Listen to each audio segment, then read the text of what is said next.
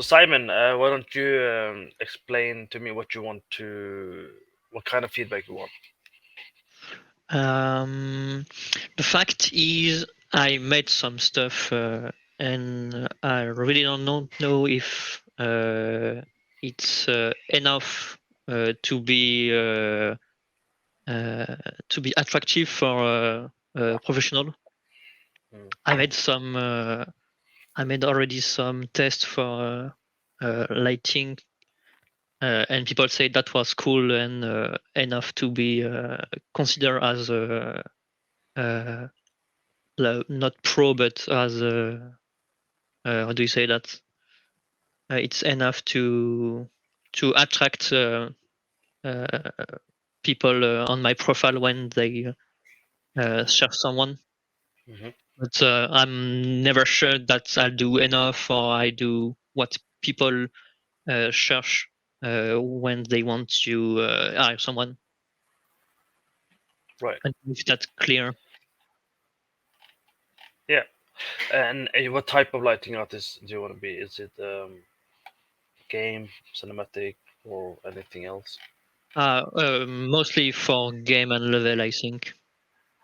And if I could be more specific, I really like indoor environment. It's Okay. easy to see. It's almost indoor stuff on my art station. Hmm. Yeah. Um. So, do you want a general feedback on your portfolio and your lighting and composition and color, or just is there something specifically you are have imposter syndrome on or comfortable with that you want me to focus on?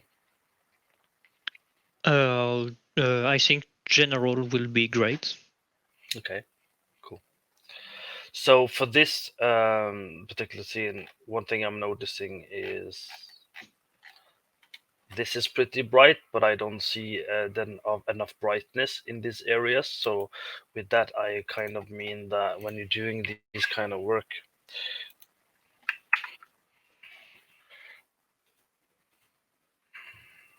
where did I put it? Where did it go?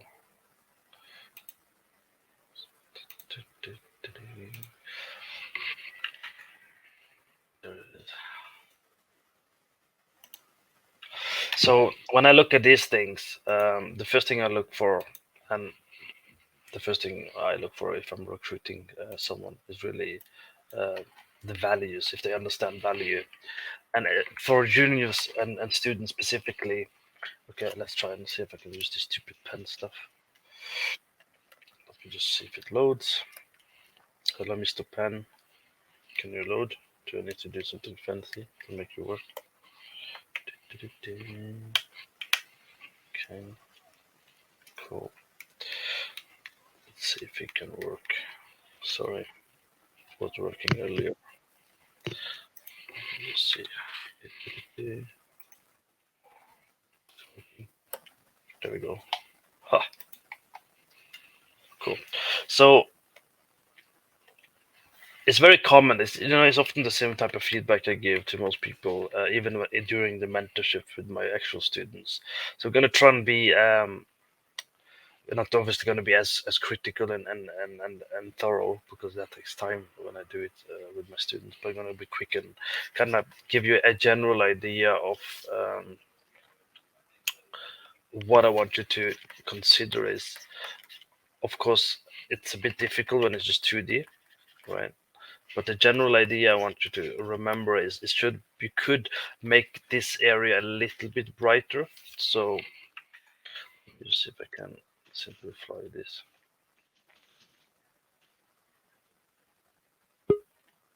Someone just came in. Let me just check what kind soul is coming in and out. Blood is coming in and out. Okay. So what I'd like to do here is I would try and push the brightness a little bit, because it doesn't look like it. It looks like a prop light, but it doesn't push. It's not pushing anything specific.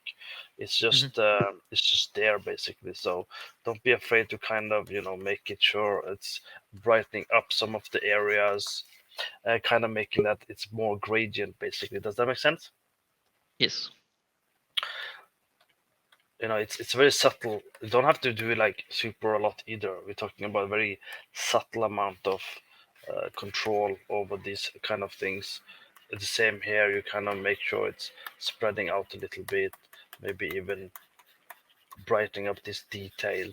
Of course, I'm not entirely sure which area you want me to look at, because according to rule of third, if I turn this on, it's the stair and this area.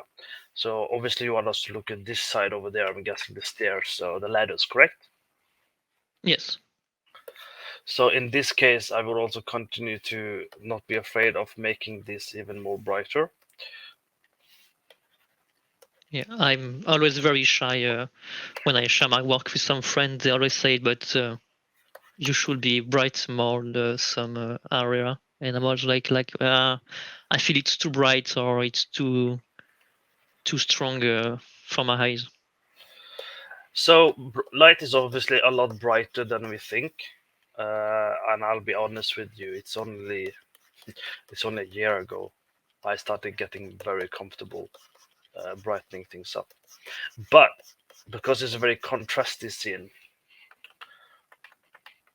it's a lot going on in the scene. You have to also try and remember that you need a very clear shape. You see the difference? Obviously, it should be very clear. Mm. You want to make sure it's popping a little bit. This side I will probably make darker on the left side if I think it's taking too much attention. Make sense? Yeah. Obviously, you have some red as well. You could play with the red as well a bit more if you wanted to. But the problem with the red when it comes to color theory is the red is prominent, which means it's very strong. So I wouldn't necessarily make it too strong, and I'll try and show you why.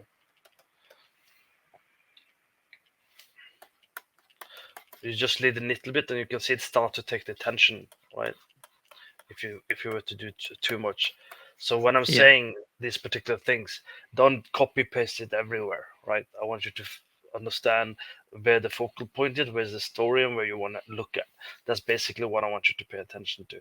So don't say, "Oh yeah, he said bright." No, you have to understand color theory as well. I don't want you to start coloring up this because this is not going to help you at all. Make sense? It's the same with this scene, which I was kind of looking at ahead of time as well, um, before you got here.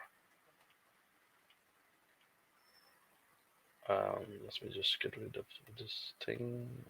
This is this one, right? So this one is also very foggy. It's pretty flat. When I say flat, it's because it's all evenly lit. Okay, Yeah. it's misting pop. Also, your skies, underexposed skies should be brighter. So what I did, just because it takes me a lot of time to do this stuff, so I tried to prepare some of the stuff ahead of time. So you see this? You see the difference? Yeah. So basically, I want you to kind of make sure that the sky is a bit brighter. You have some focal point on your light where you want it to be, and also you'll notice that I'm also adjusting the colors a bit because it's normally quite bluish when you do a lot of fog in Unity or in Unreal, doesn't really matter. And you get this blue kind of tint post processing look because you're trying to get the blue color everywhere because it's a blue sky and you're thinking let's go all blue. It's a very common thing, a lot of people use it. But here you can see I've been cleaning up a kind of blue, make sure that the brown color, a warm color pops a little bit and clearing it up. Make sense? Yes. See the difference? Um, Okay. And it's the same principle. Any question? No, I was agree with you. The fact I use a bit too much the blue color grading for shadow or for uh, bright light.